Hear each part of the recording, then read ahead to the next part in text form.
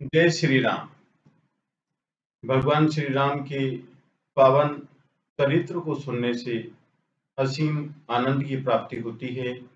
तो आइए हम जानते हैं भगवान श्री राम की पवित्र चरित्र। मज्जन फल पेखिए तत्काला, काक होई पिक बकऊ मराला। सुनि आचरज करे जनि कोई, सतसंगति महिमा नहीं गोई। इस तीर्थराज में स्नान का फल तत्काल ऐसा देखने में आता है कि कोयल बन जाते हैं और बगुले हंस। ये सुनकर कोई आश्चर्य न करे, क्योंकि सत्संग की महिमा छिपी नहीं है। देखिए, इस तीर्थराज में स्नान का फल कैसा होता है? तत्काल मिलता है। देखिए, इस तीर्थराज में स्नान का फल तत्काल ऐसा देखने में आता है। मज्जन स्नान का फल, कौन से स्नान का फल, किस तीर्थ का फल? भगवान श्री राम के जो भक्ति रूपी जो प्रयाग है, जो तीर्थ है, उसमें स्नान का फल तत्काल का मतलब तुरंत देखिए देखने में आता है। भगवान श्री राम की भक्ति रूपी जो नदी है, भक्ति रूपी जो पवित्र तीर्थराज है, उसमें स्नान करने का फल का मतलब उनकी भक्ति करने से तुरंत फल की प्राप्ति होती है। ऐसा गोस्वामी तुलसीदास जी कहते हैं। आगे कहते हैं कि काक का मतलब कौवा, होई हो जाता है, पिक का मतलब कोयल। उनकी भक्ति से कौवा कोयल बन जाता है, और बकऊ बगुला, मराला हंस बन जाता है। कि कौवे कोयल बन जाते हैं और बगुले हंस बन जाते हैं।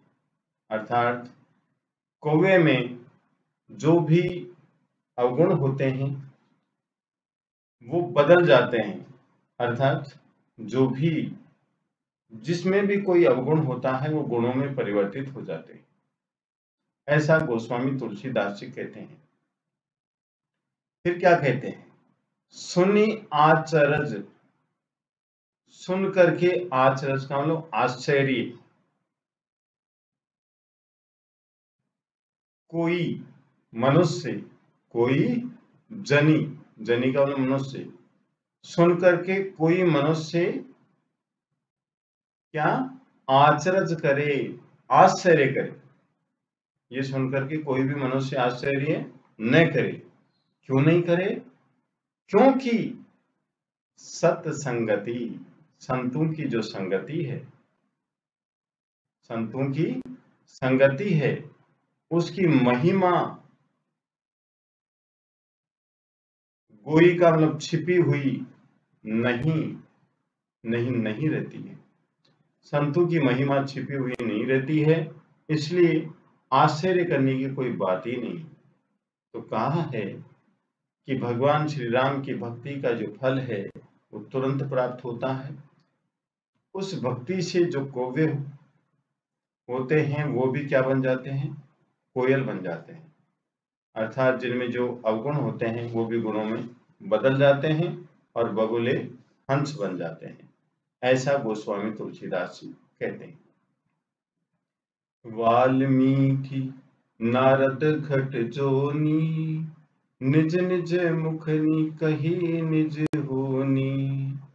जलचर थलचर नभचर नाना, जे जड़ चेतन जीव जहाना। अब ऐसा कैसे होता है? तो देखिए, वाल्मीकि जी, नारद जी और अगस्त्य जी ने अपने अपने मुखों से अपनी होनी कही है। इनके साथ जो हुआ है वो इन्होंने कहा है। वाल्मीकि जी ने भक्ति की है तो इनको तुरंत फल प्राप्त हुआ है। नारद जी ने भक्ति की है, अगस्त्य जी ने भक्ति की है, तो इन्होंने अपने अपने मुखों से अपनी होनी कही है। अपनी होनी का मतलब होता है जीवन का वृत्तांत बताया। कैसे? देखिए, वाल्मीकि जी, नारद जी और घट जोनी का मतलब अगस्त्य जी। निज निज का मतलब अपने अपने, मुखनी मुखों से, निज का मतलब अपनी साथ, होनी जो होनी हुई है वो कही है। वो कही है कौन सी होनी? भगवान श्री राम की भक्ति करने का फल जो प्राप्त हुआ है वो इन्होंने बताया। अब आगे देखिए,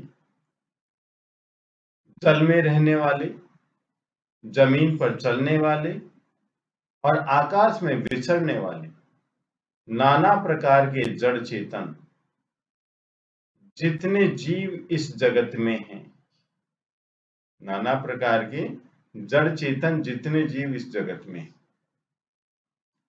जलचर जल में रहने वाले, थलचर जमीन पर चलने वाले, नभचर आकाश में चलने वाले, विचरने वाले, नाना अनेक प्रकार के जे जड़ चेतन जीव जहाना, जड़ चेतन जीव जितने भी इस जगत में हैं। आगे देखेंगे, भति कीरति गति भूति भलाई, जब जेहि जतन जहाँ जेहि पाई, सो जानब सतसंग प्रभाऊ, लोकं वेदन आन पाऊ। उनमें से जिसने जिस समय जहाँ कहीं भी जिस किसी यत्न से बुद्धि कीर्ति सदगति विभूति ऐश्वर्य और भलाई पाई है, सो सब सत्संग का ही प्रभाव समझना चाहिए। वेदों में और लोक में इनको प्राप्ति का दूसरा कोई उपाय नहीं, ये बताया। उनमें से जिसने जिस समय जहां कहीं भी, उनमें से जिसने जिस समय जहां कहीं भी जिस किसी यत्न से बुद्धि कीर्ति सदगति और विभूति और भलाई पाई। जब का मतलब जिस समय, जे ही जिसने, जतन का मतलब यत्न करके, जहां जिस स्थान पर है, जे ही जिस प्रकार से, जे का मतलब जिस प्रकार से, भति बुद्धि से, कीर्ति गति और विभूति और भलाई पाई पाई है। इनमें से जिसने जिस समय जहां कहीं भी जिस किसी यत्न से बुद्धि कीर्ति सदगति विभूति मीन्स ऐश्वर्य और भलाई पाई, सो का मतलब वह जानब जानिए सत्संग प्रभाव, सत्संग का प्रभाव जानिए। बिना सत्संग के न तो यत्न से बुद्धि प्राप्त होती है, न कीर्ति प्राप्त होती है, न सदगति प्राप्त होती है, न विभूति प्राप्त होती है और न भलाई प्राप्त होती है। सब कुछ सत्संग से ही प्रभावित होते हैं और उन्हीं से प्राप्त होती है। सो सब सत्संग का ही प्रभाव समझना चाहिए। वेदों में और लोक में इनको प्राप्ति का दूसरा कोई उपाय नहीं। लोकम लोक में और वेद में, आन का मतलब दूसरा, न नहीं, उपाय मीन्स उपाय है। इनको प्राप्त करने का दूसरा कोई उपाय नहीं है। संतों की संगति करना ही सबसे बड़ा उपाय है। आगे बताया है,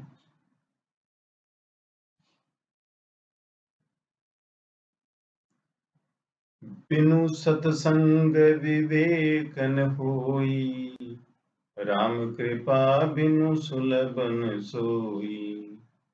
सतसंगत मुद मंगल मूला, सोई फल सिद्धि सब साधन फूला। सत्संग के बिना विवेक नहीं होता। बिनु सत्संग, सत्संग के बिना विवेक न होई, विवेक नहीं होता। और श्री राम जी की कृपा के बिना वह सत्संग सहज में मिलता नहीं है। सत्संग सहज में मिलता नहीं। राम कृपा बिनु, राम जी की कृपा के बिना सोई का मतलब वह सत्संग सुलभ ने आसानी से नहीं प्राप्त होता। सत्संग तो उसी को प्राप्त होता है जिस पर भगवान श्री राम की कृपा होती है। सत्संगति आनंद और कल्याण की जड़ है। सत्संगत का मतलब सत्संगति, मुद आनंद और मंगल कल्याण की मूला का मतलब जड़ है। कहने का मतलब आनंद और कल्याण कैसे प्राप्त होता है? आनंद और कल्याण प्राप्त करने का मूल आधार सत्संग है। सत्संग की सिद्धि प्राप्ति ही फल है, और वह सब साधन तो फूल है। सोई फल वही फल है, सिद्धि का मतलब प्राप्ति। सत्संग की प्राप्ति ही फल है, और सब साधन फूला, और सारे साधन तो फूल हैं। आगे देखिए, सट सुधरई सतसंगति पाई, पारस परस कुधात सुहाई। विधि बस सुजन कुसंगत परहि, फनि मनि सम निज गुण अनुसरी। दुष्ट भी सत्संगति पाकर सुधर जाते हैं। दुष्ट भी सत्संगति पाकर सुधर जाते हैं। सट का मतलब दुष्ट, सत्संगति पाई, सत्संगति पाकर के सुधरई, सुधर जाते हैं। जैसे पारस के स्पर्श से लोहा सुहावना हो जाता है। पारस के स्पर्श से लोहा सुहावना हो जाता है। पारस, पारस के परस स्पर्श से, उधात का मतलब लोहा, सुहाई सुहावना हो जाता है, अर्थात सोना बन जाता है। ठीक है, सुंदर सोना बन जाता है। किंतु देव योग से यदि कभी सज्जन कुसंगति में पड़ जाते हैं, देव योग से, भाग्य से, विधि का मतलब देव योग से, भाग्य से, सुजन सज्जन कुसंगत बुरी संगति में पर जाते हैं। विधि बस देव योग से सज्जन कुसंगति में पड़ जाते हैं, तो क्या होता है? तो वे वहां भी सांप की मणि के समान अपने का गुणों का ही अनुसरण करते हैं। फनी का मतलब सांप की, मणि सम मणि के समान, निज गुण अपने गुणों का ही अनुसरण करते हैं। यदि विधि बस भाग्यवश सज्जन कुसंगति में पड़ जाते हैं, तो सर्प की मणि के समान वे अपने गुणों का ही अनुसरण करते हैं। जैसे सर्प की मणि जो होती है, वो कभी भी झेर को स्वीकार नहीं करती है, वह कभी अपने प्रकाश को छोड़ती नहीं। अर्थात जिस प्रकार सांप का संसर्ग का मतलब संपर्क पाकर भी मणि उसके विष को ग्रहण नहीं करती, विष का मतलब झेर, तथा अपने सहज गुण प्रकाश को नहीं छोड़ती, उसी प्रकार साधु पुरुष दुष्टों के संग में रहकर भी दूसरों को प्रकाश ही देते हैं। दुष्टों का उन पर कोई प्रभाव नहीं पड़ता। ऐसे होते हैं संत। विधि हरिहर कवि कोविद बानी, कहत साधु महिमा सकुचानी। सो मो सन कही जात न कैसे, साख बनिक मनि गुनि गन जैसे। ब्रह्मा विष्णु शिव कवि और पंडितों की वाणी भी। विधि का मतलब ब्रह्मा, हरि विष्णु, हर शिव, कवि कवि, कोविद का मतलब पंडितों की, वाणी का मतलब वाणी। विधि ब्रह्मा, हरि विष्णु, हर शिव, कवि कवि, कोविद पंडितों की, वाणी वाणी भी। संत महिमा का वर्णन करने में सकुचाती है। साधु महिमा, संतों की महिमा का कहत वर्णन करने में सकुचाती है। ब्रह्मा विष्णु महेश कवि और पंडित भी संत जनों की महिमा का वर्णन करने में संकोच करते हैं। वह मुझसे किस प्रकार नहीं कही जाती। जैसे साग तरकारी बेचने वाले से मणियों के गुण समूह नहीं कहे जा सकते। सो का मतलब वह मोसन कही जात न कैसे, मुझसे नहीं कही जाती। जैसे साग तरकारी बेचने वाले को मणियों के गुण गण समूह को जैसे साग तरकारी बेचने वाले से मणियों के गुण समूह नहीं कहे जा सकते हैं। तो संतों की महिमा बहुत ही महान है, ऐसा गोस्वामी तुलसीदास जी ने बताया है। बंदऊ संत समान चित, हित अनहित नहीं कोई। अंजलि गत शुभ सुमन जिमी, सम सुगंध कर दोई। मैं संतों को प्रणाम करता हूँ जिनकी चित्त में समता है। बंदऊ प्रणाम करता हूँ संतों को, चित्त जिनके चित्त में क्या है, समान समता है। वो किसी को ऊंचा नीचा छोटा बड़ा नहीं समझते, उनके लिए सब समान है। जिनका न कोई मित्र है और न शत्रु है। हित का मतलब हित करने वाला, अनहित का मतलब अहित करने वाला कोई भी नहीं है। संतों का जो चित्त है वो समान है, उनका कोई न तो मित्र है न कोई शत्रु है। जैसे अंजलि में रखे हुए सुंदर फूल, जिस हाथ ने फूलों को तोड़ा और जिसने उनको रखा, उन दोनों ही हाथों को समान रूप से सुगंधित करते हैं। अंजलि का मतलब हाथ में, गत गया हुआ। शुभ सुमन का मतलब सुगंधित फूल, जिमी जैसे। सम का मतलब समान सुगंध कर दौड़ कर जाता है। जैसे एक हाथ में सुगंधित फूल होता है, वो तो एक हाथ से उस सुगंधित फूल को तोड़ा जाता है, दूसरे हाथ में रखा जाता है, तो सुगंधित फूल दोनों हाथों को ही सुगंधित कर देता है। वैसे ही संत शत्रु और मित्र दोनों का ही समान रूप से कल्याण करते हैं। संतों का कोई भी शत्रु नहीं होता है।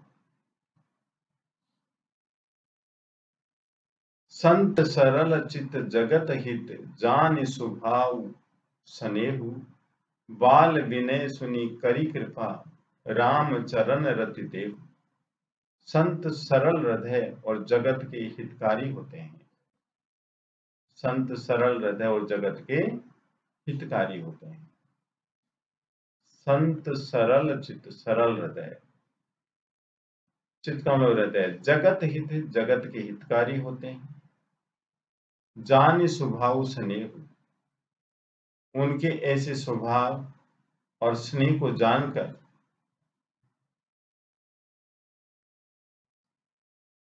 मैं विनय करता हूं, विनय करता हूं।